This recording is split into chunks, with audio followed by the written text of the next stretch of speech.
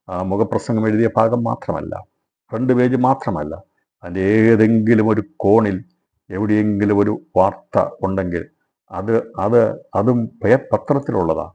പക്ഷേ എന്നത് ഉപയോഗിക്കുന്നത് ആ പത്രത്തിൻ്റെ അകത്ത് ഏറ്റവും ഒരു ചെറിയ കോണിൽ ആരും കാണാത്ത രീതിയിൽ എവിടെയെങ്കിലും ഒന്ന് രണ്ട് വാക്കുകൾ എഴുതിയിരിക്കുന്ന ഒരു വാക്കുകളായിരിക്കും. അത് മതി. അത് ക്രിസ്തു എനിക്ക് തന്നിരിക്കുന്ന സാക്ഷ്യമാണ്. അതാണ് എന്നെക്കുറിച്ച് ദൈവം തന്നിരിക്കുന്നത്. അതിനെ ദൈവം വിപുലീകരിക്കുവാൻ ദൈവം വിശ്വസ്തൻ ഓരോരുത്തർക്കും ദൈവം തന്നിരിക്കുന്ന സ്ഥാനത്തിനും മഹിമയ്ക്കും മാന്യതയ്ക്കും അനുസരിച്ച് അവൻ്റെ പത്രത്തിൽ നമ്മുടെ സ്ഥാനം നമുക്ക് തരുന്നത് അവൻ തരട്ടെ.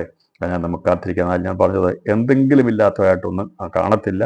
എവിടെയെങ്കിലും എന്തെങ്കിലുമൊക്കെ നമ്മുടെ ഭാഗത്തുണ്ട്. നമ്മുടെ ജീവിതത്തിൽ വായിച്ചെടുക്കാനായിട്ട് സാധിക്കും. അങ്ങനെയുള്ള ജീവിതങ്ങൾക്കായി സ്തോത്രം ചെയ്യുന്നു. ഇതുവരെയും അങ്ങനെ ഒന്നും വായിക്കാനില്ലെങ്കിൽ, ബ്ലാങ്ക് പേപ്പർ ആണെങ്കിൽ, ഒന്നും ഒരു പ്രിന്റ് ചെയ്തിട്ടില്ലെങ്കിൽ, അച്ചടി മഷി കൊണ്ടല്ല, ക്രിസ്തുവിൻ്റെ ആത്മാവാകുന്ന അത് ആ ഹൃദയത്തിൽ എഴുതുന്ന ആ യേശു ക്രിസ്തുവിൻ്റെ അക്ഷരത്തിൽ ഉള്ളതല്ല, കൽപ്പലകിൽ എഴുതിയല്ല, മാംസപ്പലകിൽ എഴുതുന്ന ക്രിസ്തുവിൻ്റെ വചനം നമ്മുടെ ഹൃദയത്തിൽ കോറിയിട്ടുണ്ടെങ്കിൽ അത് മുഖത്ത് പ്രകാശിക്കും. അത് നമ്മുടെ ജീവിതത്തിൽ വെളിപ്പെടും.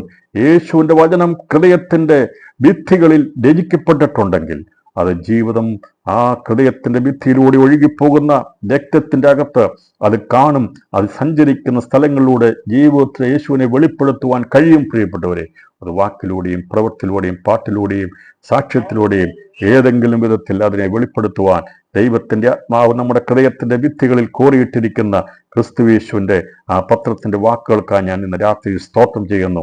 അവനെ പ്രദർശിപ്പിക്കുവാൻ പത്രങ്ങളായി തീരുവാൻ ദൈവമായ കർത്താവ് നമ്മെ സഹായിക്കട്ടെ. അങ്ങനെ ക്രിസ്തുവിൻ്റെ സുവിശേഷത്തിന് വേണ്ടി എന്നെ നിങ്ങളെ കർത്താവ് കണ്ടിരിക്കുമ്പോൾ ഈ സുവിശേഷരായിരിക്കുന്നവർ അറിഞ്ഞിരിക്കേണ്ട ചില പൊതുവായിട്ടുള്ള മാനദണ്ഡങ്ങളുണ്ട്. പക്ഷേ ഈ എൻ്റെ ജനം പരിജ്ഞാനമില്ലാതെ നശിച്ചു പോകുന്നുള്ളതും വേറൊരു ഭാഗമാണ്. അപ്പോൾ എല്ലാവരും രീതിയിൽ സുവിശേഷം അറിയിക്കാൻ വേണ്ടി പോകാറുണ്ട്. അതങ്ങനെ ഇറങ്ങാൻ ദൈവം സംസാരിക്കുന്നില്ല. സുവിശേഷം അറിയിക്കേണ്ടവർ അത് അറിയിക്കാനുള്ള മാനദണ്ഡം ബൈബിളിൽ രേഖപ്പെടുത്തിയിട്ടുണ്ട്. എന്നാൽ നമ്മളിതൊന്നും പഠിച്ചിട്ടല്ല ചെയ്യുന്നത്. പക്ഷേ പഠിച്ചിട്ടാൽ നമ്മളെ ഗൈഡ് ചെയ്ത് പോവുക. നമ്മളിത് മനസ്സിലാകുമ്പോൾ നമ്മളിത് നേരത്തെ സുവിശേഷകർക്ക് വേണ്ടി പ്രത്യേക ക്ലാസ് എടുത്ത് ടീച്ചിങ് കൊടുത്തൊന്നും എല്ലാവരെയും വിടുന്നത്.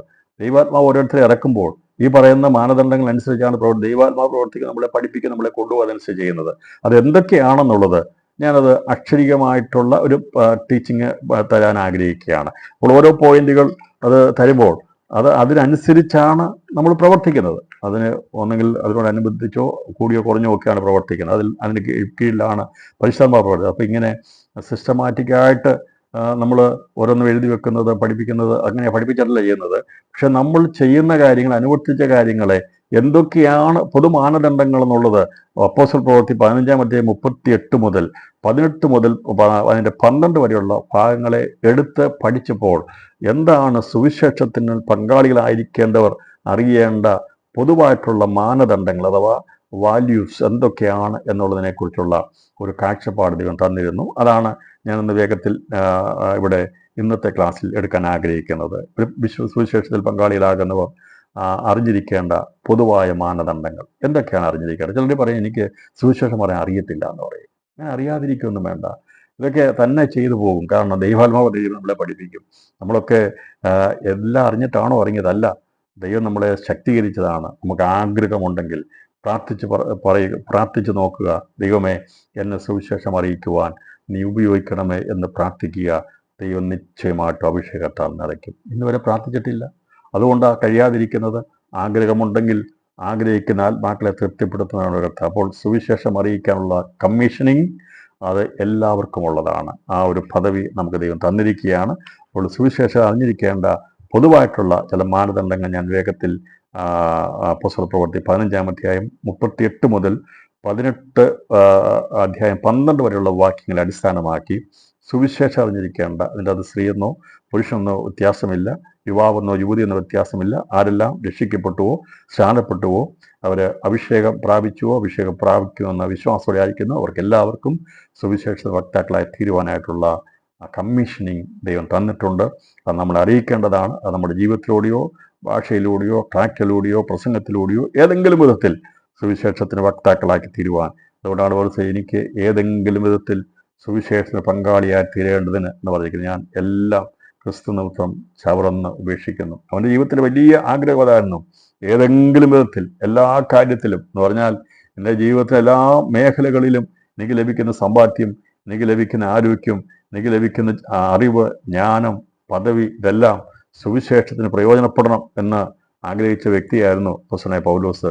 ദൈവം അവനെ ഉപയോഗിക്കുവാൻ ഇടയാത്തുന്നത്. ആദ്യം അത്യന്തമായി എതിർത്തതാണ്, എന്നാൽ അവനെ ശക്തനായി പ്രഭാഷകനാക്കി മാറ്റി ദൈവനാമത്തെ പ്രയോജനപ്പെടുത്തുവാൻ ഇടയാത്തുണ്ടല്ലോ. ആഗ്രഹമുള്ള ആത്മാക്കളെ ദൈവം തൃപ്തീകരിക്കും.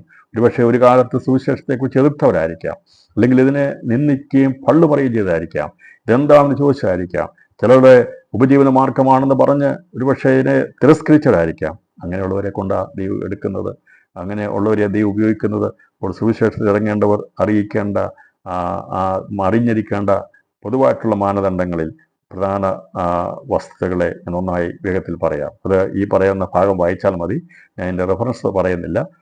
അപ്പോസ്തലർ പ്രവൃത്തി 15-38 മുതൽ 18 വരെ 12 വരെ 18-12 വരെയുള്ള വാക്യങ്ങൾ വായിക്കുമ്പോൾ ഞാൻ ഈ പറഞ്ഞിരിക്കുന്ന കാര്യങ്ങളൊക്കെ അതിൻ്റെ അകത്ത് അവിടെ ഉണ്ട് എന്നുള്ളത് നിങ്ങൾക്ക് മനസ്സിലാക്കാൻ സാധിക്കും. അതിനോട് വായിച്ചാൽ മതി. ഒന്ന്, ആദ്യമായി അറിഞ്ഞിരിക്കേണ്ടത് സുവിശേഷം മാനുഷികമല്ല, ദൈവികമാണെന്നാണ്. ഇത് ദൈവികമാണ്, ദൈവത്തിൻ്റെതാണ് സുവിശേഷം.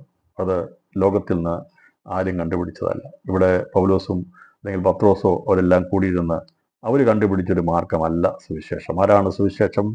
ക്രിസ്തു യേശുവാണ്. ആരാണിത് കമ്മീഷൻ ചെയ്തത്? ഉയരത്തിൽ നിന്ന് സ്വർഗത്തിൽ നിന്ന് വന്ന യേശു ക്രിസ്തു. അവനാണ് സുവിശേഷം. അവനാണ് ഭൂതലത്തിലൊക്കെയും പോയി സുവിശേഷം അറിയിക്കാൻ പറഞ്ഞ് ദൈവസഭയെ അധികാരപ്പെടുത്തിയത്. അതുകൊണ്ട് സുവിശേഷം മാനുഷികമല്ല, ദൈവികമാണ്. അതുകൊണ്ട് മനുഷ്യന്റെ ബുദ്ധിക്കോ യുക്തിക്കോ ഇതിൽ സ്ഥാനമില്ല എന്നുള്ളത് ഓരോ സുവിശേഷകനും അറിഞ്ഞിരിക്കേണ്ടതാണ്. അപ്പോൾ അത് ആ ഒരു ബന്ധത്തിൽ വേണം നമ്മൾ ചിന്തിക്കാനായിട്ട്. ഒരിക്കലും നമ്മുടെ ബുദ്ധിയും യുക്തിയും ഒന്നും ഉപയോഗിക്കരുത്. നമ്മുടെ ബുദ്ധിയും യുക്തിയൊക്കെ ഉപയോഗിച്ചു കഴിഞ്ഞാൽ പരാജയമായി തീരും. അപ്പം അതുകൊണ്ട് സുവിശേഷം എന്നുള്ളത് ദൈവികമാണ്. അത് ദൈവികമായതുകൊണ്ട് അതിന് മനുഷ്യന്റെ ബുദ്ധിക്കോ ശക്തിക്കോ അവിടെ കാരണം അതിന് ആവശ്യമില്ല. അതുകൊണ്ടാണ് ഗമാലിയേൽ പറഞ്ഞത്, ഇത് ദൈവികമെങ്കിൽ നിങ്ങൾക്കത് നശിപ്പിക്കാൻ കഴിയത്തില്ല കുഞ്ഞുങ്ങളെ. കാരണം 10 ദിവസമൊക്കെ പിടിച്ചു കഴിഞ്ഞ് വല്ലാതെ ഉപദ്രവിച്ച് ഇനി മിണ്ടൊക്കെ തർജ്ജനമൊക്കെ ചെയ്ത് കഴിഞ്ഞപ്പോൾ ഗമാലിയേൽ പറഞ്ഞു, നടക്കുന്ന വിഷയമല്ല, മാനുഷ്യമെങ്കിൽ അത് നിലനിൽക്കത്തില്ല, ദൈവികമെങ്കിലോ നിങ്ങൾക്ക് അതിനെ എന്ത് ചെയ്യാൻ പറ്റത്തില്ല, നശിപ്പിക്കാൻ കഴിയത്തില്ല. അതുകൊണ്ട് സുവിശേഷം മാനുഷികമല്ല, ദൈവികമാണ്. ഇതിനെ ആർക്കും നശിപ്പിക്കാൻ കഴിയത്തില്ല. നമുക്കറിയാം, അപ്പോസ്തലർ പ്രവൃത്തി പറഞ്ഞിട്ടുണ്ട്. ഇത് മാനുഷിക ദൈവികമാണ്. പൗലോസും ബർന്നബാസും തമ്മിലുള്ള അവരുടെ ജീവിതത്തിൽ ഉണ്ടായ പ്രശ്നങ്ങൾ ഉടലെടുത്ത ഭാഗത്തുള്ള ബന്ധത്തിലാണ് ഇത് രേഖപ്പെടുത്തിയിരിക്കുന്നത്. കാരണം ശൗലായിരുന്ന പൗലോസിനെ ആത്മീയ ശുശ്രൂഷയിലേക്ക് കണ്ടുപിടിച്ച് കൈത്താങ്ങൽ കൊടുത്ത് കൊണ്ടുവന്നത് ബർന്നബാസാണ്. അവനാണ് ശൗലിനെ പൗലോസാക്കി എടുക്കാൻ വേണ്ടി പ്രയത്നിച്ച വ്യക്തി. പക്ഷേ സുവിശേഷ ഘോഷണത്തിൽ ദൈവഗതമില്ലാത്ത കാര്യം വന്നപ്പോൾ അവർ വേർപിരിയേണ്ട സമയം വന്നപ്പോൾ ദൈവം വേർപിരിച്ചു. നമ്മൾ വിചാരിക്കും എന്നും കെട്ടിപ്പിടിച്ച് നിൽക്കാമെന്ന് വിചാരിക്കരുത്. ചിലരൊക്കെ ദൈവം വേർതിരിക്കുന്നത് അതിനു വേണ്ടിയാണ്. അതിന് ദൈവത്തിൻ്റെ പദ്ധതിയാണ്. അതുവരെ അവർ ഒരുമിച്ചായിരുന്നു. 15-ാം അധ്യായം അതിൻ്റെ ഞാൻ ആ ഭാഗം ഒന്ന് വായിക്കുന്നത് ഈ പറഞ്ഞത് ഉള്ളെന്നുള്ളതും മനസ്സിലാക്കാൻ വേണ്ടി വേഗത്തിൽ വായിക്കാൻ വേണ്ടി. 15-ാം അധ്യായം 35 വാക്യങ്ങൾ. കുറെ നാൾ കഴിഞ്ഞിട്ട് പൗലോസ് ബർന്നബാസിനോട്, നാം കർത്താവിൻ്റെ വചനം അറിയിച്ച പട്ടണം തോറും പിന്നെയും ചെന്ന് സഹോദരന്മാർ എങ്ങനെ ഇരിക്കുന്നു എന്ന് നോക്കുക എന്ന് പറഞ്ഞു. മർക്കോസ് എന്ന യോഹന്നാനെയും കൂട്ടിക്കൊണ്ട് പോകുവാൻ ബർന്നബാസ് ഇച്ഛിച്ചു. പൗലോസോ പാമ്പുലിയിൽ നിന്ന് തങ്ങളെ വിട്ട് പ്രവർത്തിക്ക് വരാതെ പോയവനെ കൂട്ടിക്കൊണ്ടു പോകുന്നത് യോഗ്യമല്ല എന്ന് നിരൂപിച്ചു. അങ്ങനെ അവർ തമ്മിൽ ഉഗ്രവാദമുണ്ടായിട്ട് വേർപിരിഞ്ഞു. ബർന്നബാസ് മർക്കോസിനെ കൂട്ടി കപ്പൽ കയറി കുപ്രോസ് ദ്വീപിലേക്ക് പോയി. പൗലോസോ ശീലാസിനെ തിരഞ്ഞെടുത്ത് സഹോദരന്മാരാൽ കർത്താവിന്റെ കൃപയിൽ ഫലമേൽപ്പിക്കപ്പെട്ടിട്ട് യാത്ര പുറപ്പെട്ടു. സുറിയ, കിലിക്യ ദേശങ്ങളിൽ കൂടി സഞ്ചരിച്ച് സഭകളെ ഉറപ്പിച്ചു പോന്നു. ഇവിടെ അവർ തമ്മിൽ ഉഗ്രമായ വാദമുണ്ടായി. സമ്പത്ത് പങ്കുവയ്ക്കുന്നതിനെ കുറിച്ചോ അല്ലെങ്കിൽ കണക്ക് അവതരിപ്പിച്ചുള്ള ഇതിനെക്കുറിച്ചോ സ്ഥാനമാനങ്ങളെ കുറിച്ചൊന്നും അല്ല ഉണ്ടായത്. സുവിശേഷ വിലയുള്ള ബന്ധത്തിൽ മർക്കോസിനെ കൂട്ടിക്കൊണ്ടുപോകണമെന്ന് അവൻ്റെ സ്വന്തമായതുകൊണ്ട് പൗലോസ് വിചാരിച്ചു ഇവനെ കൊണ്ടുപോകണം. പക്ഷേ പൗലോസ് പറഞ്ഞു, അവനെ കൊണ്ടുപോകണ്ട, അവൻ പമ്പുലിയിൽ നിന്ന് തണുപ്പാണ് പറഞ്ഞ് വേലയിൽ നിന്ന് വിട്ടുപോയവനാ, ഇനിയും പോകുന്നത് തണുപ്പുള്ള സ്ഥലത്തേക്ക് നമ്മൾ പോകുന്നത്, അപ്പോൾ അവൻ അവിടുന്ന് പിന്നെയും പോകും, അതുകൊണ്ട് അവനെ കൊണ്ടുപോകണ്ട എന്ന് പൗലോസ് പറഞ്ഞു. അത്രയുള്ള വിഷയം. പക്ഷേ അങ്ങനെ ഇത് പറഞ്ഞത് പൗലോസിന് ബർന്നബാസ് നോക്കുമ്പോൾ എന്നെ ഉപദേശിക്കാൻ പൗലോസ് ആരാ, ഞാനല്ലേ ഇവനെ ഈ ഈ പദവിയിലേക്ക് കൊണ്ടുവന്നത് എന്നുള്ള ചിന്ത ബർന്നബാസ് ഉണ്ടായിരുന്നു. ഒരിക്കലും ബർന്നബാസ് പറയുന്നതിന് വിരുദ്ധമായി പൗലോസ് പറയുകയില്ല എന്നൊരു ചിന്ത നമുക്ക് അങ്ങനെയൊക്കെ ഉണ്ട്. നമ്മുടെ ഒരാളെ വിശ്വാസത്തിൽ കൊണ്ടുപോവുകയൊക്കെ ചെയ്ത് കഴിഞ്ഞാൽ പിന്നെ അതിൻ്റെ എല്ലാം കർത്തൃത്വം നമ്മളാണെന്ന് വിചാരിക്കുക. അങ്ങനെയൊന്നുമില്ല കേട്ടോ. നമ്മളൊക്കെ ഓരോ മുഖാന്തരങ്ങളാണ്. ഒരാളെ വിശ്വാസത്തിൽ കൊണ്ടുവരുന്ന എല്ലാവരും ഒരാളെ ഒരു വഴി കാണിച്ചു കൊടുക്കുന്നു, ഒന്ന് പ്രാർത്ഥിക്കുന്നു, അല്ലെങ്കിൽ അവരെ സഹായിക്കുന്നു. അതൊക്കെ ഒരു മുഖാന്തരങ്ങളേ ഉള്ളൂ. അതായത് പിന്നാലെ അതിൻ്റെ പ്രതിത്വം എടുത്തൊന്നും ആരും പോകുമൊന്നും വേണ്ട. അതൊക്കെ നമ്മളെ ഈ ദൗത്യമേ ഉള്ളൂ. ഇപ്പോൾ ബർന്നബാസിനെ ഉപയോഗിച്ചത് ഈ പൗലോസിനെ പരിചയപ്പെടുത്തി അവനെ വേലയിൽ ശക്തമാക്കിക്കൊണ്ടുവരാൻ വേണ്ടിയാണ്. അപ്പോൾ ബർന്നബാസ് വിചാരിച്ചു, ഞാനിവനെ കൂട്ടിക്കൊണ്ട് ഞാനിവനെ ഇത്രമാത്രം കൊണ്ടുവന്നതുകൊണ്ട് ഞാൻ പറയുന്നതിനപ്പുറമായിട്ട് പൗലോസ് പോകത്തില്ല എന്നുള്ള ചിന്ത ഉള്ളതുകൊണ്ടാണ് മർക്കോസിനെ കൂട്ടിക്കൊണ്ട് പോകാമെന്ന് പറഞ്ഞപ്പോൾ പൗലോസ് പറഞ്ഞു അത് നടക്കത്തില്ല എന്ന് പറഞ്ഞു. ഇത്രയുള്ള സംഭവം, മറ്റൊരു വിഷയമൊന്നുമില്ലായിരുന്നു. അങ്ങനെ അവർ തമ്മിൽ ഉഗ്രവാദമുണ്ടായിട്ട് വേർപിരിഞ്ഞു. ഞാൻ അതേക്കുറിച്ച് പറഞ്ഞിരിക്കുന്നത് മാനുഷികമല്ല. എന്നിട്ട് ഇവർ വേർതിരിഞ്ഞപ്പോൾ ഈ ബർന്നബാസ് അവൻ മർക്കോസിനെ കൂട്ടിക്കൊണ്ട് അവൻ അരിശപ്പെട്ട് അവൻ്റെ വഴിക്ക് പോയി കുപ്രോസ് ദ്വീപിലേക്ക് പോയി. പൗലോസ് ശീലാസിനെ തിരഞ്ഞെടുത്ത് സഹോദരന്മാരാൽ കർത്താവിൻ്റെ കൃപയിൽ ഫലമേൽപ്പിക്കപ്പെട്ട് യാത്ര ചെയ്തു. അതാണ് വ്യത്യാസം. അപ്പോൾ ബർന്നബാസ് തൻ്റെ പരിചയത്തിലും കഴിവിലും താൻ മർക്കോസിനെ കൂട്ടിക്കൊണ്ട് തൻ്റെ ഇഷ്ടപ്രകാരം താൻ യാത്ര ചെയ്തു. എന്നാൽ പൗലോസ് എന്ത് ചെയ്യുന്നറിയാമോ? ശീലാസിനെ തിരഞ്ഞെടുത്തു, വിശ്വസ്തനായ ശീലാസിനെ തിരഞ്ഞെടുത്തു.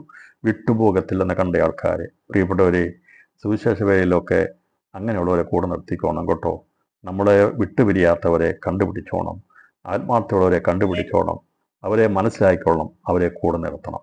പൗലോസ് ശീലാസിനെ തിരഞ്ഞെടുത്തു. അവൻ്റെ നിറമോ ജാതിയോ ഒന്നും അവൻ നോക്കിയില്ല, ബന്ധം നോക്കിയില്ല, സ്വന്തം നോക്കിയില്ല, ഒന്നും നോക്കിയില്ല. ശീലാസ് തിരഞ്ഞെടുത്തിട്ട് തനിയെ പോയില്ല. സഹോദരന്മാരാൽ കർത്താവിൻ്റെ കൃപയിൽ ഫലമേൽപ്പിക്കപ്പെട്ടിട്ട് യാത്ര പുറപ്പെട്ടു.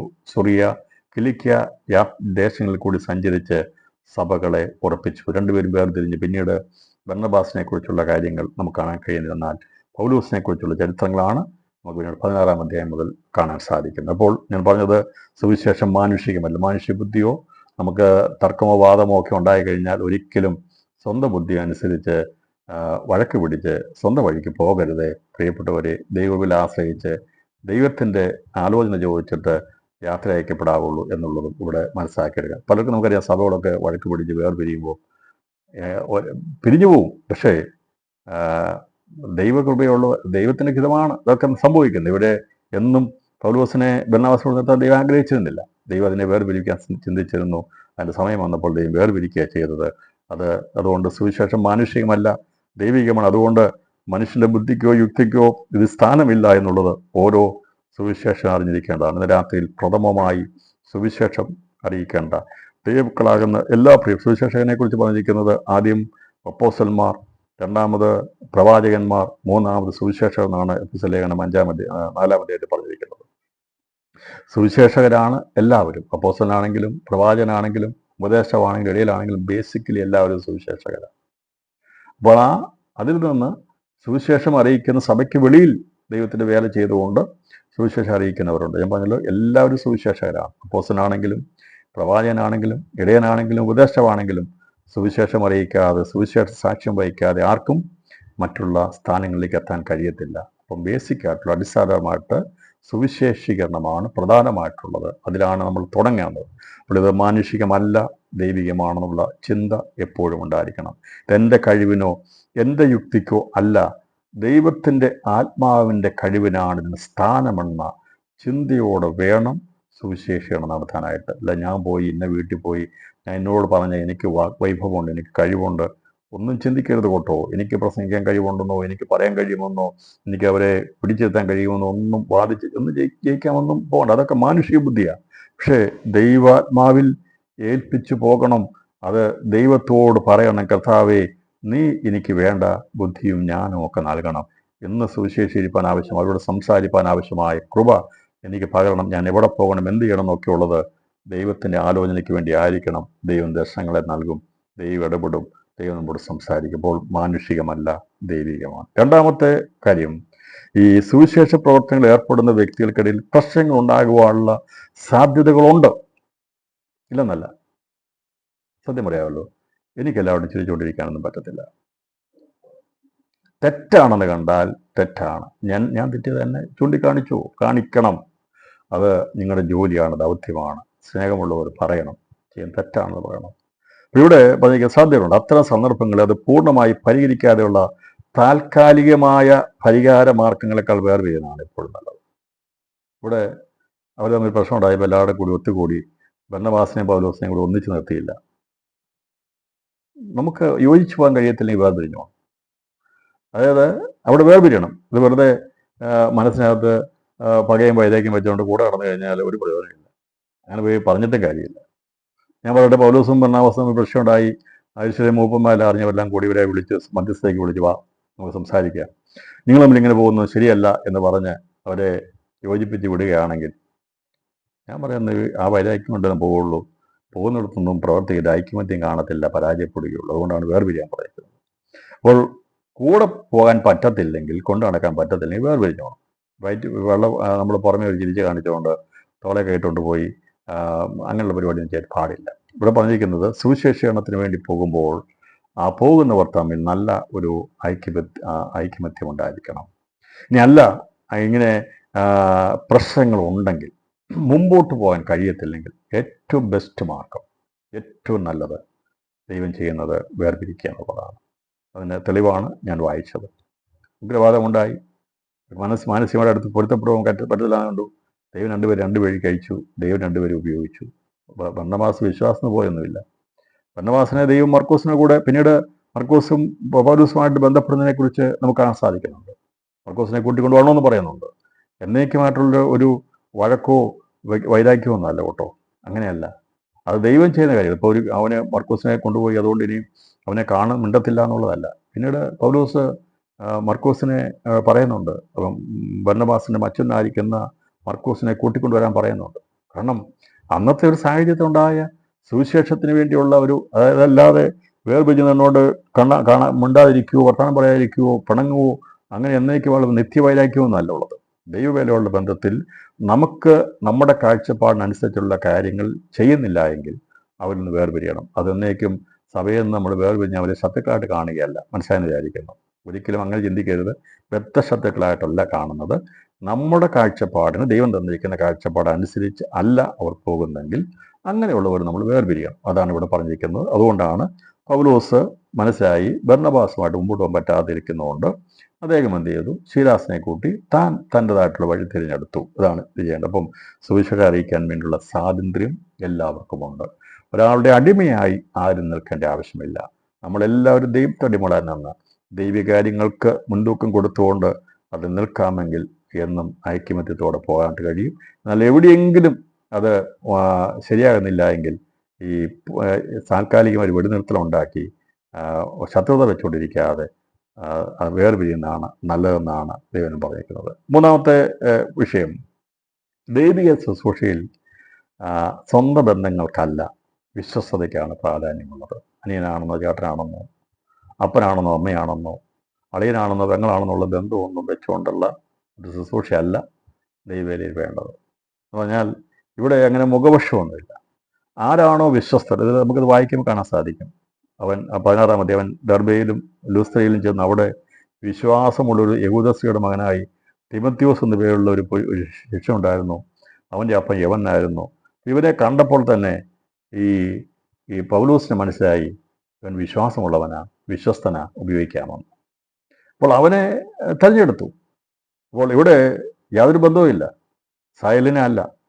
അവിടെ ഇവൻ്റെ അപ്പൻ യവനനായിരുന്നു, തിമത്യോസിൻ്റെ. യഹൂദസ്ത്രീയുടെ മകൻ തിമത്യോസ് ആണ്, അമ്മ യഹൂദസ്ത്രീയാണ്, അപ്പൻ യവനന്. പക്ഷേ അവിടെ കുടുംബ ബന്ധങ്ങളോ സ്വന്തമോ ഒന്നും നോക്കാതെ പൗലോസ് നോക്കിയത് ഇവൻ വിശ്വാസമുള്ളവനാണ്. അപ്പോൾ ആ ഒരു കാഴ്ചപ്പാടിൽ വേണം സുവിശേഷകർ പ്രവർത്തിക്കേണ്ടത്.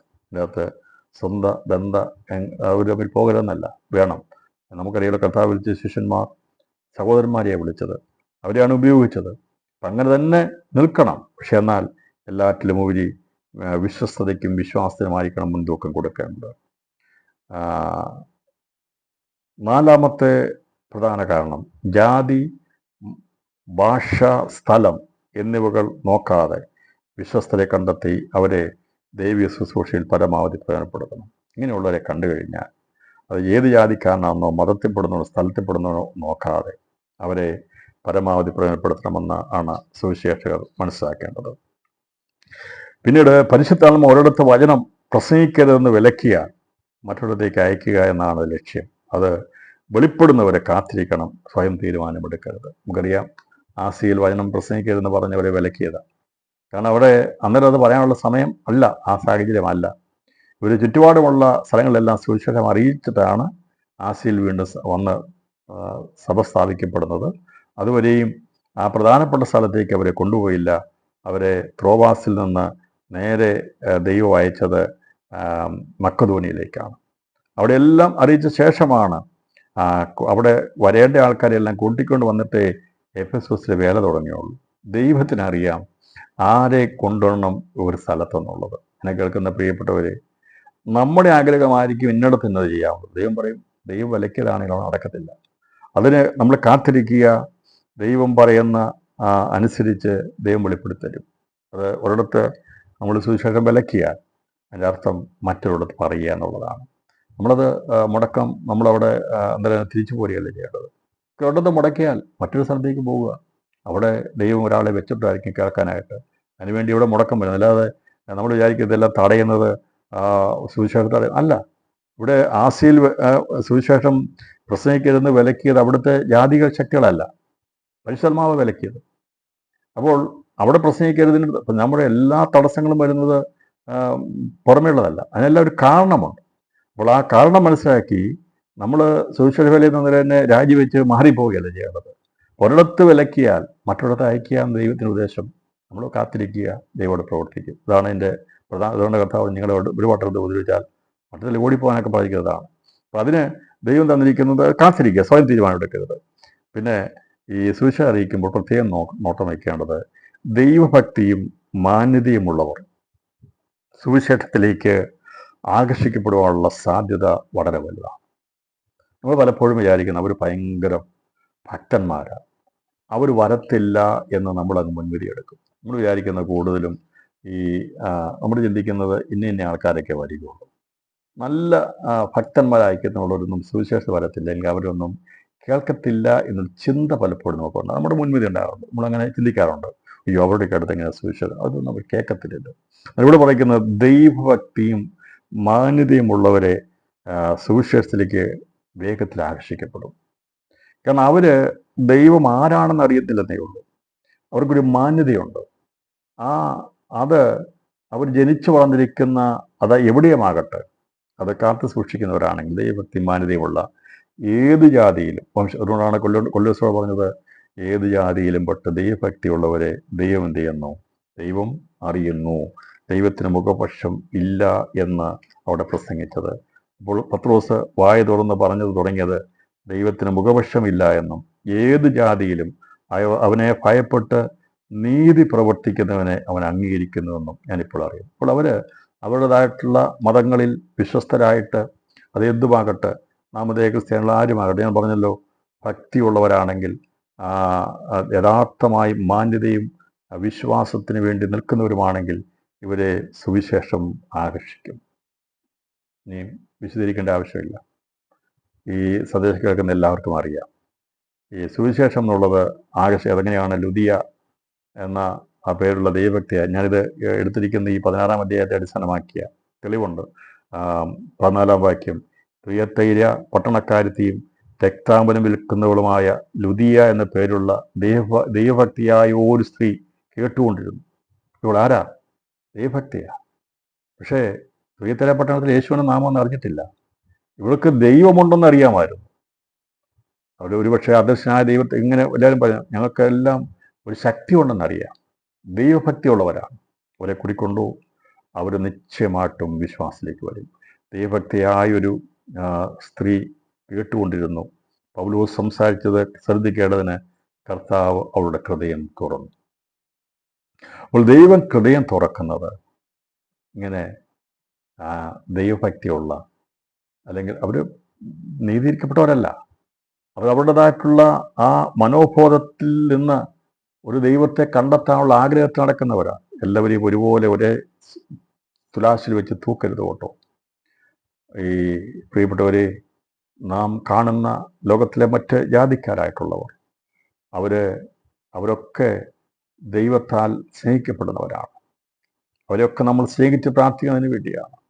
ഏത് ജാതിയിലും മതത്തിലും പെട്ടവരെ ദൈവമായ കർത്താവ് അംഗീകരിക്കുന്നു. അതുകൊണ്ട് ഈ ദൈവഭക്തിയും മാന്യതയും ഉള്ളവർ സുവിശേഷത്തിലേക്ക് ആകർഷിക്കുവാനുള്ള സാധ്യത ഏറെയുണ്ട്. അതുകൊണ്ട് അവരെ ലക്ഷ്യമാക്കി പ്രവർത്തിക്കുന്നത് സഭാരൂപീകരണത്തിന് ഏറെ പ്രചോദനം. ഇന്ന് നിങ്ങൾ ദൈവസഭയുടെ അടിസ്ഥാനമുള്ള ഏത് സ്ഥലമെടുത്ത് പഠിച്ചു, അവിടെയെല്ലാം ദൈവസഭ സ്ഥാപിതമാക്കിയിരിക്കുന്നത് ദൈവഭക്തിയും മാന്യതയും ഉള്ളവരിൽ നിന്നാണ് ദൈവസഭ രൂപീകരിക്കപ്പെട്ടിട്ടുള്ളത്. അവരെയാണ് അവിടെ ആദ്യഫലങ്ങളായിട്ട് ദൈവം തന്നിട്ടുള്ളത്. അത് യഹൂദന്മാരുടെ ഇടയിൽ നിന്നും ജാതിയുടെ ഇടയിൽ നിന്നും ഒക്കെ നമ്മൾ പഠിക്കുമ്പോൾ നമുക്ക് കാണാൻ സാധിക്കുന്നത് ഇങ്ങനെയുള്ള വ്യക്തിയിലാണ്. പൗലോസ് ആരായിരുന്നു? പൗലോസ് ശൗലായിരുന്നപ്പോൾ അവൻ ആരായിരുന്നു? മാന്യനായിരുന്നു. അവൻ ദൈവഭക്തിയുള്ളവനായിരുന്നു, തീക്ഷ്ണതയുള്ളവനായിരുന്നു. അങ്ങനെ എല്ലാ വ്യക്തികളെയും പഠിക്കുമ്പോൾ, ഇന്ന് രാത്രി സന്ദേശം കേൾക്കുമ്പോൾ, അങ്ങനെയുള്ളവർ, ദൈവഭക്തിയും മാന്യതയുള്ളവർ, തുയത്തരക്കാരത്തി ലുദിയ ഈ വചനം കേൾക്കാൻ വേണ്ടി അവൾ കേട്ടപ്പോൾ അവളുടെ ഹൃദയം ദൈവം തുറന്നു. കാരണം അത് റിസീവ് ചെയ്യാനുള്ള ഒരു മനോബോധം അവൾക്കുണ്ടായിരുന്നു. അതുകൊണ്ട് സുവിശേഷം അറിയിക്കുമ്പോൾ നമ്മൾ പ്രത്യേകം പ്രാർത്ഥിക്കുക. ദേശത്ത് മാന്യതയുള്ള ദൈവഭക്തിയുള്ളവരുണ്ടെങ്കിൽ നിശ്ചയമായിട്ടും അവരെ കേന്ദ്രീകരിച്ച് പ്രാർത്ഥിച്ച് പ്രവർത്തിച്ചാൽ അവർ സുവിശേഷത്തിൽ ആകർഷിക്കപ്പെടുമെന്നുള്ളത് നമുക്കിതിൽ നിന്ന് ഗ്രഹിച്ചെടുക്കാനായിട്ട് സാധിക്കുന്നു. അടുത്ത മനസ്സിലാക്കേണ്ടത്, സാധാരണ മനുഷ്യർക്ക് ദൈവത്തിൻ്റെ ദാസന്മാരെ വേഗത്തിൽ തിരിച്ചറിയാൻ കഴിയത്തില്ല. എന്നാൽ ഭൂതാത്മശക്തിയുള്ളവർക്ക് വേഗത്തിൽ അവരെ തിരിച്ചറിയാം എന്നുള്ളത് പ്രത്യേകം ശ്രദ്ധിക്കേണ്ടിയിരിക്കുന്നു. എല്ലാവർക്കും നമ്മൾ ചെല്ലുമ്പോൾ പെട്ടെന്ന് മനസ്സിലാവും. വേഷവസ്ത്രഭൂഷണത്തിലോ നമ്മുടെ ദേഹത്തുള്ള പ്രത്യേകതകളോടൊക്കെ ഒരു പക്ഷേ വിശ്വാസം എന്നറിയത്തുള്ളൂ. അവർ നല്ലാതെ ഒരാൾ ചെന്ന് കഴിഞ്ഞാൽ ഇവൻ ദൈവമകനാണെന്നും അറിയത്തില്ല, അല്ലെങ്കിൽ ഉപദേശമാണെന്നോ ഭാഷയാണെന്നോ അറിയത്തില്ല. സാധാരണ മനുഷ്യർക്ക് ദൈവദാസന്മാരെ വേഗത്തിൽ തിരിച്ചറിയാൻ സാധിക്കാതെന്നേക്കാം. വേഗത്തിൽ പെട്ടെന്ന് മനസ്സിലാകത്തില്ല. പിന്നെ നമ്മളോട് ഇടപെടുകയും വർത്തമാനം പറയുകയും നമ്മളോട് പരിചയപ്പെടുകയും ജീവിതത്തിൻ്റെ ഭാഗങ്ങൾ മനസ്സിലാക്കുമ്പോഴാണ് ഇവരാരാണെന്ന്. അല്ല പിന്നെ മനസ്സിലാകുന്നത് പ്രത്യേക ഒരു വേഷം ധരിച്ച് അവരെ കാണുമ്പോൾ ഇന്ന ആളെന്ന് മനസ്സിലാക്കും. അതല്ലെങ്കിൽ മനസ്സിലാക്കാൻ സാധിക്കത്തില്ല. ഞാൻ പറഞ്ഞത് പൊതുവെയുള്ള കാര്യമാണ് പറഞ്ഞിരിക്കുന്നത്. എന്നാൽ ഈ ഭൂതാത്മശക്തിയുള്ളവർക്ക് വേഗത്തിൽ അവരെ തിരിച്ചറിയാൻ കഴിയും. അതാണ് 16-ാം അധ്യായത്തിൽ കാണുന്നത്. പ്രാർത്ഥനാസ്ഥലത്തേക്ക് ചെല്ലുമ്പോൾ വെളിച്ചപ്പാടത്തിയായി ലക്ഷണം പറഞ്ഞ് യജമാനന്മാർക്ക് അവിടെ ലാഭം വരുത്തുന്ന ബാല്യക്കാരത്തി തങ്ങളെ എതിരേറ്റു. അവർ പൗലോസിനെയും ഞങ്ങൾ പിന്നാലെ വന്ന് ഈ മനുഷ്യർ അത്യുന്നതനായ ദൈവത്തിൻ്റെ ദാസന്മാർ, രക്ഷാമാർഗം ഞങ്ങളോട് അറിയിക്കുന്നവർ എന്ന് വിളിച്ചു പറഞ്ഞു. ആരാ വിളിച്ചു പറഞ്ഞത്? മനുഷ്യർക്ക് മനസ്സിലായില്ല. വെളിച്ചപ്പാടത്തെയായി ലക്ഷണം പറയുന്നവരോട് പറയാ, ഈ മനുഷ്യർ അത്യുന്നതനായ ദൈവത്തിൻ്റെ ദാസന്മാരാണ്. ഇത് പറഞ്ഞത് ശരിയാണ്. അവിടെ ഉള്ളിൽ വ്യാപരിച്ച ഭൂതാത്മാക്കൾക്ക് ഇരിക്കാൻ കഴിഞ്ഞില്ല. പൗലോസിൻ്റെ ഒക്കെ സാന്നിധ്യം ചെന്ന് കഴിഞ്ഞപ്പോൾ, ചൂട് തട്ടിയപ്പോൾ വിളിച്ചു പറഞ്ഞു, ഇവർ അത്യുന്നത ദൈവത്തിൻ്റെ ദാസന്മാരാണ് പറയുക. ഇങ്ങനെ അവൾ പല നാൾ ചെയ്തു വന്നു. അപ്പോൾ ഇങ്ങനെ അത് ശല്യമായി കഴിഞ്ഞപ്പോഴാണ് പൗലോസ് ശാസിച്ചത്. മനസ്സിലായല്ലോ? ഇവര് ഇന്നവനാണെന്ന് പറഞ്ഞ് പുറകേ നടന്നെങ്കിൽ പറയാന്ന് പറയും. അപ്പോൾ അത് ശല്യമായി, ഉപദ്രവമായപ്പോൾ പൗലോസ് തിരിഞ്ഞ് ശാസിച്ച് അത് അവളെ വിട്ടുപോയി. അങ്ങനെയാണ് ഇവിടെ എഴുതിയിരിക്കുന്നത്. ഇങ്ങനെ അവൾ പല നാൾ ചെയ്തു വന്നു. പൗലോസ് മുഷിഞ്ഞ് തിരിഞ്ഞ് നോക്കി അവളുള്ള ഭൂതത്തോട്. എന്ന് പറഞ്ഞാൽ ഇവള് രക്ഷിക്കപ്പെടുന്നില്ല. ഇവളിങ്ങനെ പറഞ്ഞു നടക്കുക. ഇവളുള്ള ഭൂതം അത് വെളിപ്പെടുത്തി പറയുകയാണ്, ഇവർ അത്യുന്നത ദൈവത്തിൻ്റെ മക്കൾ. എന്നാൽ ഇവള് മാനസാന്തരപ്പെടുന്നില്ല. ഇവള് പുറകെ നടന്നിങ്ങനെ പറഞ്ഞുകൊണ്ടിരിക്കുക. ഇത് കണ്ട് മുഷിഞ്ഞു. എന്ന് പറഞ്ഞാൽ പൗലോസ് അവർ എവിടെ പോയാലും അതിൻ്റെ പിന്നാലെ പോയിട്ട് അത്യുന്നത ദൈവത്തിൻ്റെ ദാസന്മാർ, അങ്ങനെയൊക്കെയുള്ള ഒരുപാട് സന്ദർഭങ്ങളും അനുഭവങ്ങളൊക്കെ സുവിശേഷം അറിയിക്കുന്ന നമുക്കൊക്കെ ഉണ്ടായിട്ടുണ്ട്. കാരണം ഈ ഭൂതാത്മാവ് വരുമ്പോൾ പറയും ഇവര് ദൈവത്തിൻ്റെ ആണെന്നുള്ളത് അവർക്ക് മനസ്സിലാകും. കാരണം തിരിച്ചറിയാൻ മനുഷ്യർക്ക് കഴിയത്തില്ല. എന്നാൽ ഈ ഭൂതാത്മ ശക്തികൾക്ക് അറിയാം ആരാണ് ദൈവത്തിൻ്റെ ദാസന്മാർ എന്നുള്ളത്. അപ്പം അങ്ങനെ ഉള്ള ഒരു സുവിശേഷകരെ മനസ്സിലാക്കിയെടുക്കാൻ ഈ ശക്തികൾക്ക് അറിയാം.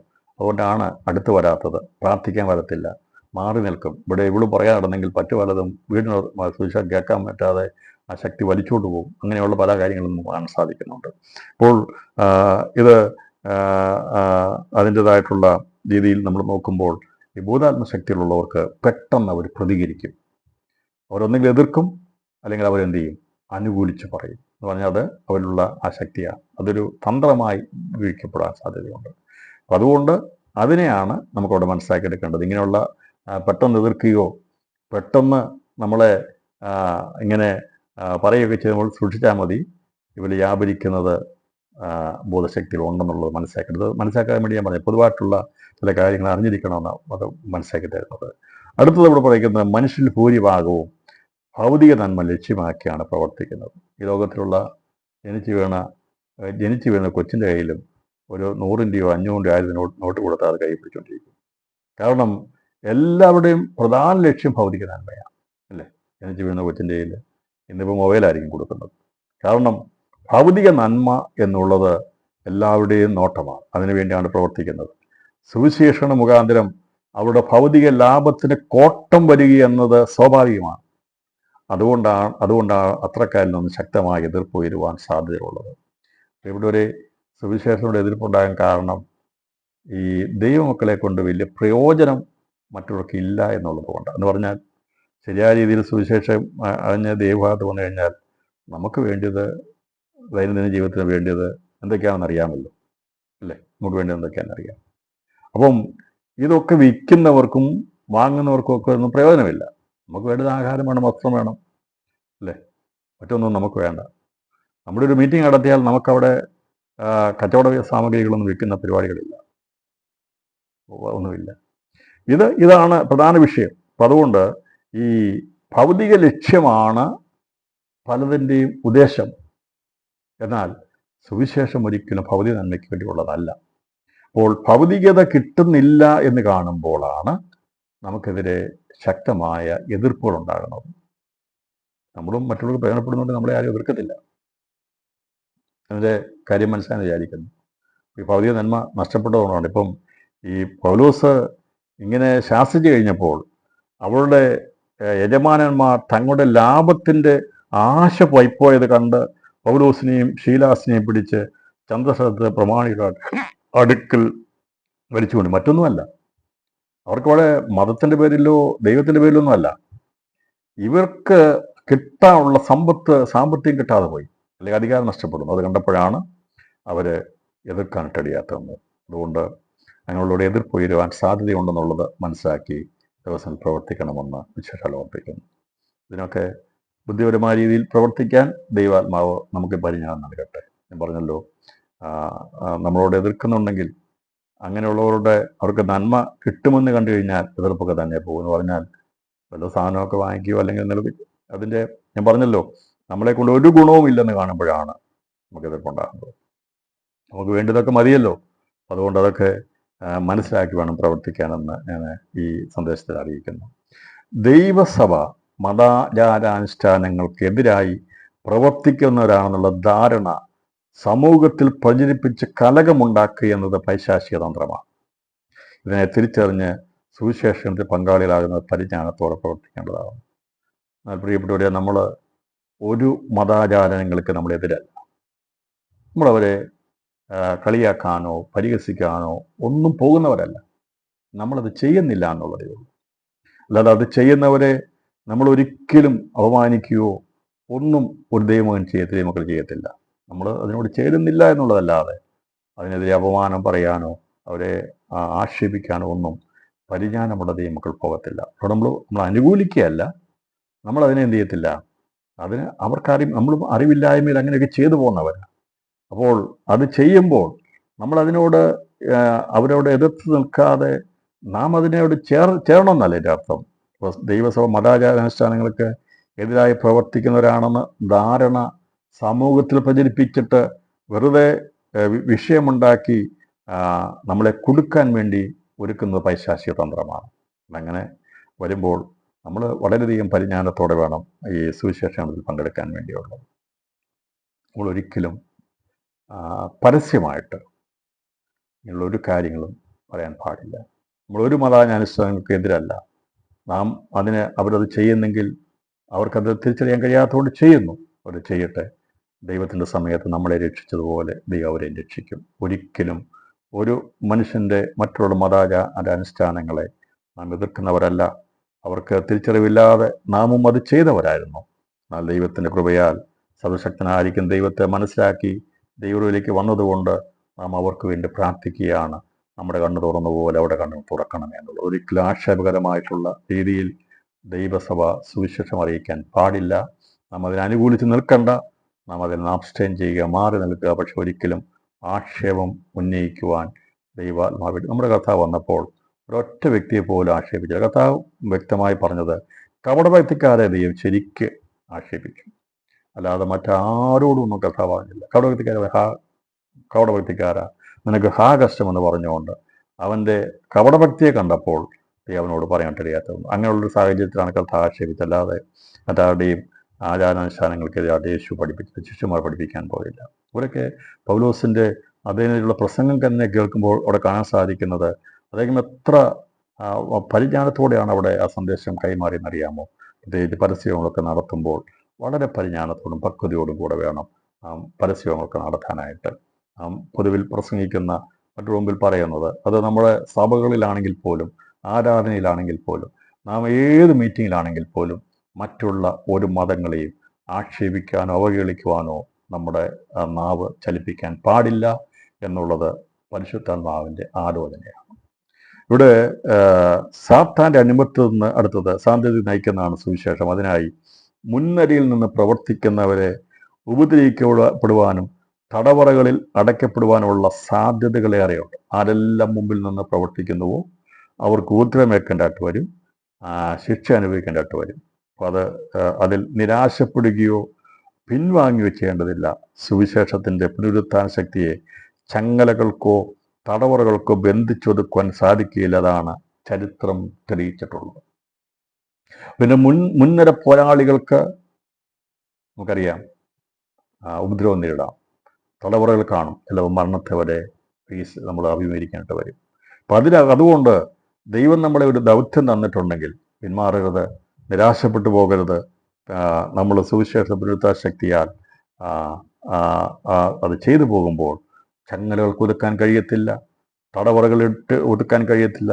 നമുക്കറിയാമല്ലോ, അറിയാവുന്നതുകൊണ്ട് ഞാനതിനെ കൂടുതൽ പറയാൻ ആഗ്രഹിക്കുന്നില്ല. പൗലോസിനെയും ശീലാസിനെയൊക്കെ ബന്ധിച്ച് ഇട്ടതല്ലേ, പക്ഷെ അവിടെ ഒതുക്കാൻ കഴിഞ്ഞില്ല. ദൈവത്തിൻ്റെ ഹിതമെങ്കിൽ ഇന്നും അത് നടക്കും. ദൈവത്തിൻ്റെ സമയത്തിന് ഇന്നും അത് നടത്താൻ ദൈവത്തിന് വിശ്വസ്തനാണ്. ദൈവം അത് ചെയ്യാൻ കഴിയും. പിന്നെ അതങ്ങനെ ചെയ്യുന്നില്ലെങ്കിൽ അതും ദൈവത്തിന് ഉദ്ദേശമാണ്. യാക്കോബിനെ വാളുകൊണ്ട് കൊന്നില്ലേ, കൊന്നു. അത് ദൈവത്തിൻ്റെ ഉദ്ദേശമായി അങ്ങനെ മരിക്കണമെന്ന്. നമുക്കറിയാം, സ്റ്റീഫനെ കല്ലെറിഞ്ഞു കൊന്നു, ദൈവം അനുവദിച്ചു കൊടുത്തു, കൊന്നോളാൻ പറഞ്ഞു. എന്നാൽ പത്രോസിനെ ദൈവം അനുവദിച്ചു കൊടുത്തില്ല. അതൊക്കെ ദൈവത്തിൻ്റെ പദ്ധതികളാണ്, ദൈവത്തിൻ്റെ ഉദ്ദേശങ്ങളാണ്. ഞാൻ പറഞ്ഞല്ലോ, ദൈവം അനുവദിക്കാതെ നമ്മുടെ തലയിൽ നിന്ന് ഒരു മുടി പോലും താഴെ വീഴുകയില്ല. ഇന്ന് രാത്രിയിലും സുവിശേഷ പ്രവർത്തകരെ, ദൈവമക്കളെ, ദൈവത്തിൻ്റെ ദാസന്മാരെ, ഞാനും നിങ്ങളും ഏത് പ്രതിസന്ധികൾ എവിടെയായിരുന്നു. അതുകൊണ്ടാണ് ഞാൻ ഒരു കാര്യം കാണുമ്പോൾ ഞാൻ ഇളകിപ്പോകാത്തത്. അവിടെ നടക്കുന്നു, ഇവിടെ നടക്കുന്നു, ഇന്നതാണ്. അപ്പോൾ ഞാൻ അതേക്കുറിച്ച് ഇളകാറില്ല. ഞാൻ പ്രാർത്ഥിക്കും. ഞാൻ ദൈവക്രോധം പ്രാർത്ഥിക്കണം. നമ്മൾ ആ വിഷയത്തിന് വേണ്ടി പ്രാർത്ഥിക്കുക. നമ്മളതേക്കുറിച്ച് ഇളകി ഭാരപ്പെട്ട് അങ്ങോട്ടും ഇങ്ങോട്ടും മെസ്സേജ് അയക്കേണ്ട ആവശ്യമൊന്നുമില്ല. ഒരു വിഷയം കണ്ടാൽ അതിനുവേണ്ടി നമ്മൾ ശക്തമായി പ്രാർത്ഥിക്കുക. ആ വിഷയങ്ങൾക്ക് വേണ്ടി പ്രാർത്ഥിക്കുക, മുട്ടുമടക്കി പ്രാർത്ഥിക്കുക. ദൈവമേ, ഒന്നും ഉപദ്രവമാക്കരുത്. അതല്ലേ ശൗല് കലികളകി നടന്നപ്പോൾ അവിടെ ശൗലിനെ വേണ്ടി അനന്യാസ് എന്താ ചെയ്തത്? അനന്യാസ് പോയിരുന്ന് പ്രാർത്ഥിക്കുക. കലികളകി വരുന്ന ശൗലിൻ്റെ കൈപ്പെടാതിരിക്കാൻ വേണ്ടി പ്രാർത്ഥിച്ചിരിക്കുക. പ്രാർത്ഥിച്ചാൽ മതി. കലികളകി വരുന്നവനെ നിന്റെ അടുക്കൽ കൊണ്ട് മുട്ടുകുത്തിക്കാൻ എൻ്റെ ദൈവത്തിന് കഴിയും. എത്ര കലികളകി നിന്നാലും മുടിച്ചു കളയുമെന്ന് പറഞ്ഞു വന്നാലും ദൈവസന്നിധിയിൽ പ്രാർത്ഥിക്കുമ്പോൾ അവൻ്റെ കണ്ണുനീരിൻ്റെ മുമ്പിൽ അവനെ കൊണ്ട് മുട്ടുമുട്ടിക്കാൻ ദൈവത്തിന് കഴിയും. അതാണ് നമുക്ക് ചരിത്രം പഠിക്കാൻ സാധിക്കുന്നത്. നാം പേടിച്ചു പോകുകയോ വിറളിക്കുകയോ ചെയ്യേണ്ടത്. ദിവസങ്ങൾ പ്രാർത്ഥന ശക്തിപ്പെടുത്തണം. ഇങ്ങനെയുള്ള സന്ദർഭം വരുമ്പോൾ പേപ്പറിൽ കൈവച്ച് പ്രാർത്ഥിക്കണം. ഏതെങ്കിലും വിഷയം കാണുമ്പോൾ കൈവച്ച് പ്രാർത്ഥിക്കണം. ദൈവമേ, ഇതൊന്നും ദോഷമായിട്ട് വരാൻ സമ്മതിക്കരുത്. പിന്നെ നിന്റെ തിരുവിഷ്ടം എന്താണോ അത് നിറവേറപ്പെടണം. അതായിരിക്കും നമ്മുടെ പ്രാർത്ഥന. ഞാൻ പറഞ്ഞൊരു കാര്യം മനസ്സിലായി വിചാരിക്കുന്നു. അത് പ്രതികൂലങ്ങൾ ഉയരുമ്പോൾ, പ്രശ്നങ്ങൾ സുവിശേഷ വിരുദ്ധമായിട്ട് വരുമ്പോൾ നിനക്ക് കൈവച്ച് പ്രാർത്ഥിക്കാൻ കഴിയുമെങ്കിൽ ആ ഭാഗത്ത് പേപ്പറുകൾ കൈവച്ച് പ്രാർത്ഥിക്കുക. ദൈവം ഏറ്റെടുക്കുക വിഷയം. ദൈവമാണ് ഏറ്റെടുക്കുന്നത്. നാം ദിവസങ്ങളിൽ ചഞ്ചലപ്പെട്ടു പോകരുത്, ഭാരപ്പെട്ടു പോകരുത്. സുവിശേഷത്തിന് വേണ്ടി ഇറങ്ങുന്നവർ എപ്പോഴും ധൈര്യമുള്ളവരായിരിക്കണം.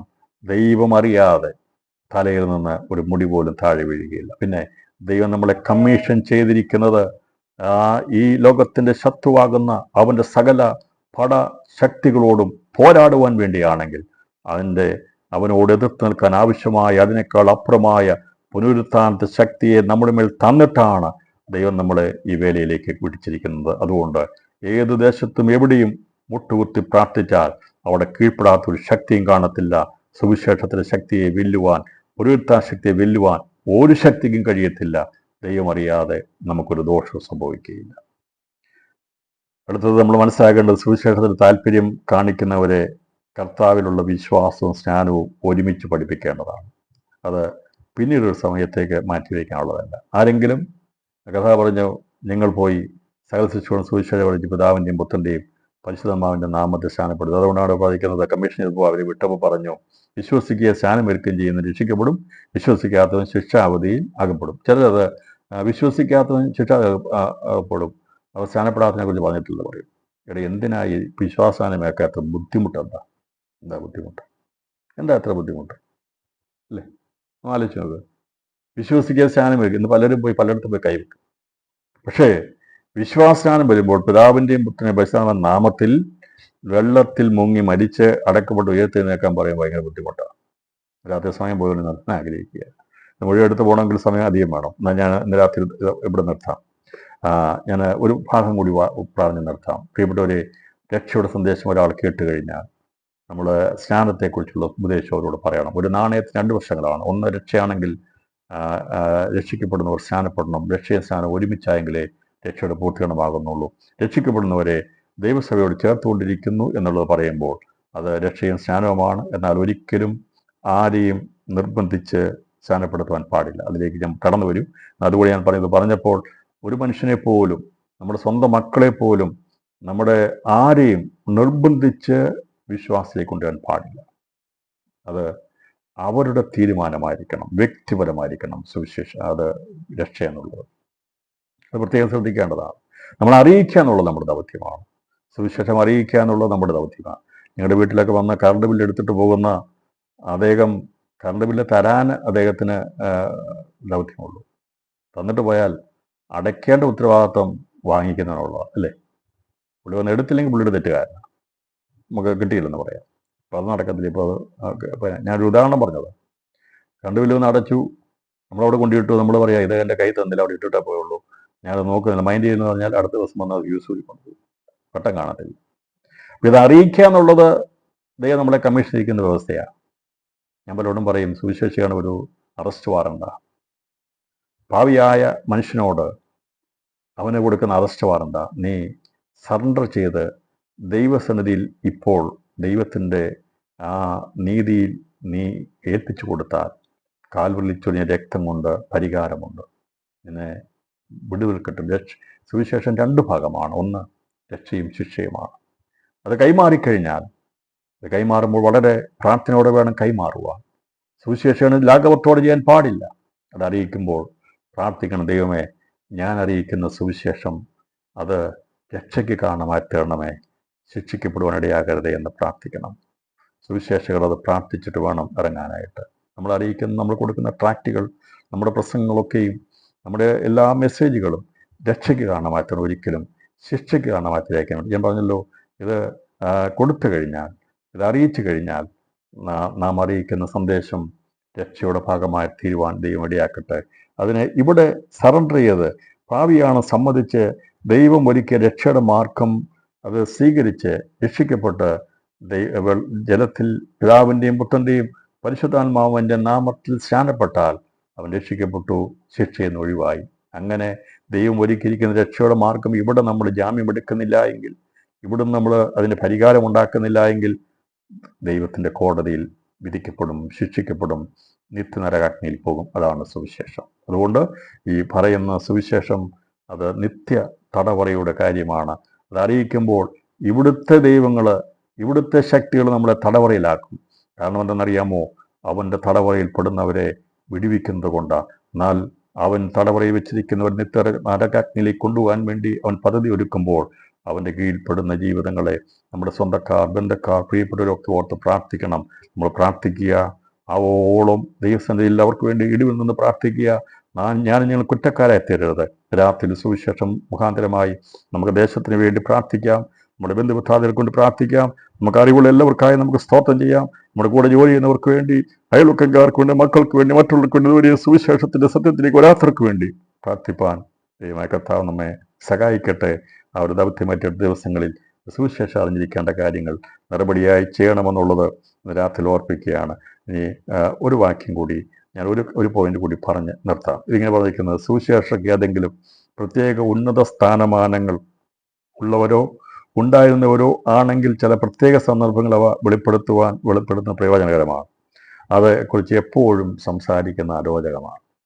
ഞാനിപ്പോൾ അതായിരുന്നു, ഇതായിരുന്നു, ഞാൻ അങ്ങനെയായിരുന്നു, ഇങ്ങനെയായിരുന്നു, ഞാൻ ഇന്നവനായിരുന്നു എന്ന് എപ്പോഴും പറയേണ്ട ആവശ്യമൊന്നുമില്ല. അതൊന്നും പറയേണ്ട. ചില പ്രത്യേക സന്ദർഭങ്ങളെ അറിയിക്കണം. പൗലോസ് പറഞ്ഞു, പൗലോസിനെ പിടിച്ച് ബന്ധിച്ചു കഴിഞ്ഞ് പറഞ്ഞു കഴിഞ്ഞപ്പോൾ റോമൻ പൗരനാണെന്ന് പറഞ്ഞു. ആ സമയത്ത് പറഞ്ഞു, താൻ പോയെടുത്തല്ല, ഞാൻ റോമൻ പൗരനാണ്, ഞാൻ ഇങ്ങനെയൊക്കെ മാലിന്യ കൈ കഴിഞ്ഞാൽ പഠിച്ചവനെ പറ്റുക ഒന്നും പറഞ്ഞില്ല. ചില സന്ദർഭങ്ങൾ പറയണം. നമുക്ക് സ്ഥാനങ്ങളോ മാനങ്ങളോ ഒക്കെ ഉണ്ടെങ്കിൽ ചില പ്രത്യേക സന്ദർഭങ്ങൾ അറിയിക്കേണ്ട സമയത്ത് അറിയിക്കണം.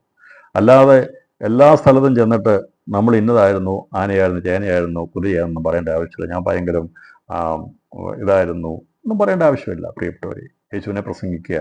രാത്രിയിൽ പറഞ്ഞത് ചില സന്ദർഭങ്ങളിൽ അറിയിക്കേണ്ട സ്ഥലങ്ങളിൽ അറിയിക്കണം. സ്ഥാനമാനങ്ങളോ ഒക്കെ ഉണ്ടെങ്കിൽ അതൊന്നും എല്ലായിടത്തും പരസ്യം ചെയ്യേണ്ട. നമ്മുടെ കുടുംബത്തെ ഉയർത്തേണ്ട സ്ഥലമല്ല സുവിശേഷീകരണം. ക്രിസ്തുവിനെ ഉയർത്താനുള്ളതാണ്. രാത്രി കണ്ണുകളടയ്ക്കാം, ദൈവത്തിൽ പ്രാർത്ഥിക്കാം. ബാക്കിയുള്ള കാര്യങ്ങൾ കൂടി ദൈവം അനുവദിച്ചാൽ വരുന്നയാഴ്ച നമുക്ക് ചിന്തിക്കാം. രാത്രിയിൽ സുവിശേഷം അറിഞ്ഞിരിക്കേണ്ട പൊതുബാന നേട്ടങ്ങളെക്കുറിച്ച് അപ്പോസ്തലനായ പൗലോസ് രേഖപ്പെടുത്തിയിരിക്കുന്ന, അല്ലെങ്കിൽ അവൻ കടന്നുപോയ ജീവിതത്തിൻ്റെ ആ സുവിശേഷത്തിൻ്റെ ആ സന്ദർഭങ്ങളെ ആസ്പദമാക്കിയാണ് നാം ചിന്തിച്ചുകൊണ്ടിരിക്കുന്നത്. ഞാൻ വിശ്വസിക്കുന്നു ഈ കാര്യങ്ങൾ മനസ്സിലായെന്നുള്ളത്. ഇത് നമ്മൾ ചെയ്തു പോകുന്ന കാര്യങ്ങളാണ്. എല്ലാ സുവിശേഷവും ചെയ്യുന്നവരാണ്. എന്നാൽ അതിൻ്റെ ക്രമമായിട്ടൊന്ന് പറഞ്ഞു പോകുന്നേ ഉള്ളൂ. ചില പോയിന്റുകൾ കൂടി പറയാനുണ്ട്. അത് ദൈവം അനുവദിച്ചാൽ അടുത്ത ദിവസം നമുക്ക് ചിന്തിക്കാം. സമയം പോയതുകൊണ്ട് ഞാൻ നിർത്താൻ ആഗ്രഹിക്കുന്നു. വേണമെങ്കിൽ തുടരാൻ നമുക്ക് സമയം ഇല്ലല്ലോ. അതുകൊണ്ട് കർത്താവ് അനുവദിച്ചാൽ അടുത്ത ദിവസം നമുക്ക് കൂടാം. അതുവരെയും കർത്താവ് നമ്മെ സഹായിക്കട്ടെ. രാത്രി നമുക്ക് പറയാം, സുവിശേഷത്തിൻ്റെ ആത്മാവിനാൽ നാം പിടിക്കപ്പെടണം. നാം എന്തിനാ രാവിലെ എഴുന്നേറ്റ് എല്ലാ രാജ്യങ്ങൾക്കും വേണ്ടി പ്രാർത്ഥിക്കുന്നത്? നമ്മൾ രാവിലെ നമ്മുടെ പ്രാർത്ഥനയുടെ പ്രധാന വിഷയം ലോകരാജ്യങ്ങൾക്ക് വേണ്ടി, നമ്മുടെ സംസ്ഥാനത്തിന് വേണ്ടി, നമ്മുടെ രാജ്യത്തിന് വേണ്ടി, ലോകരാജ്യങ്ങൾക്ക് വേണ്ടി നാം പ്രാർത്ഥിക്കുന്നു. അറിയപ്പെടാത്ത രാജ്യങ്ങൾ, നമുക്ക് ഒരുപക്ഷെ വാക്കുകൊണ്ട് പോലും പറയാൻ, ഉച്ചരിക്കാൻ ബുദ്ധിമുട്ടുള്ള രാജ്യങ്ങളുണ്ട്. ചില രാജ്യങ്ങളുടെ പേര് ഞാൻ പറയുന്നില്ല, കാരണം എല്ലാവർക്കും പറയാൻ അത് ബുദ്ധിമുട്ടാണ്. അതുകൊണ്ട് ഞാൻ ആ രാജ്യങ്ങളുടെ പേര് ഞാൻ പറയത്തില്ല, ഞാൻ തന്നെ പ്രാർത്ഥിച്ചു വിടും. എന്നാൽ പൊതുവിൽ പറയാൻ പറ്റുന്ന രാജ്യങ്ങൾ, അതുകൊണ്ടാണ് മലയാളത്തിലും എഴുതുന്നത്. രാജ്യത്തിൻ്റെ പേരും അതിൻ്റെ തലസ്ഥാനം ഞാൻ മലയാളത്തിൽ എഴുതുന്നത് വായിക്കാൻ വേണ്ടിയാണ്. കാരണം അതൊക്കെ എല്ലാവർക്കും ഒന്ന് ഇംഗ്ലീഷ് പെട്ടെന്ന് വായിച്ച് ആ രാജ്യത്തിൻ്റെ പേര് പറയാൻ ബുദ്ധിമുട്ട്. ഞാൻ പറഞ്ഞത് പേര് പറയാൻ ബുദ്ധിമുട്ടുള്ള രാജ്യങ്ങൾക്ക് വേണ്ടിയും നാം പ്രാർത്ഥിക്കുന്നത് മറ്റൊന്നുമല്ല. നമ്മളൊരു സുവിശേഷ ആത്മാവുണ്ട്. എനിക്ക് ചെയ്യാൻ കഴിയാത്ത മേഖലകളിൽ, അതെ, എനിക്ക് ചെല്ലാൻ കഴിയാത്ത സ്ഥലങ്ങളിൽ ദൈവത്തിൻ്റെ ദാസന്മാരെ അയക്കുവാൻ, ദിവസങ്ങളിൽ ദൈവത്തെ ശക്തമായിട്ട് ഉപയോഗിക്കുവാൻ. എനിക്ക് പ്രസംഗിക്കാനുള്ള പാണ്ഡിത്യമോ കഴിവുമില്ല, എന്നാൽ ശക്തമായിട്ട് ഉപയോഗിക്കുന്നവരെ ദൈവം ഉപയോഗിക്കുവാൻ ദിവസം നമുക്ക് പ്രാർത്ഥിക്കാം. നമുക്ക് തന്നിരിക്കുന്ന കഴിവുകൾക്കനുസരിച്ച്, ഞാൻ പറഞ്ഞല്ലോ, ഓരോരുത്തരും ദൈവത്തിൻ്റെ പത്രങ്ങളാണ്. ചിലർ മെയിനായിട്ടുള്ള ഹെഡിങ് ആയിരിക്കാം, ചിലർ മുഖപ്രസംഗങ്ങളായിരിക്കാം, ചിലർ ഓരോ പ്രധാനപ്പെട്ട സ്ഥലങ്ങളായിരിക്കാം. എന്നാൽ രാത്രി പ്രിയപ്പെട്ടവരെ, നമ്മൾ ആ ചരമകോളത്തിൽ വരുന്നവരായിത്തീരാതെ, സുവിശേഷത്തിൻ്റെ ചരമകോളത്തിൽ വരാതെ, ദിവസങ്ങളിൽ ക്രിസ്തുവിൻ്റെ വെളിച്ചം പരത്തുന്ന വാർത്തകൾ പരത്തുന്നവരായി തീരുവാൻ, ഒരുപക്ഷെ ഒരു കോണിൽ എവിടെയെങ്കിലും ഒരു ചെറിയ ഒരു പരസ്യമാകട്ടെ, അത് യേശുവിന് വേണ്ടിയുള്ളതായി തീരുവാൻ ദൈവം നമ്മളെ സഹായിക്കട്ടെ. ക്രിസ്തുവിൻ്റെ പത്രങ്ങളായി നമ്മെ ശോഭിക്കുവാൻ വേണ്ടി ദൈവങ്ങളെ ഏൽപ്പിക്കാം. ദൈവമായ കർത്താവ് നമ്മെ ഏവരെയും ധാരാളമായി അനുഗ്രഹിക്കട്ടെ. നിങ്ങൾ കാണിക്കുന്ന ഈ താല്പര്യത്തിന് നന്ദി പറയുന്നു. കർത്താവ് ധാരാളമായി അനുഗ്രഹിക്കുമാറാകട്ടെ.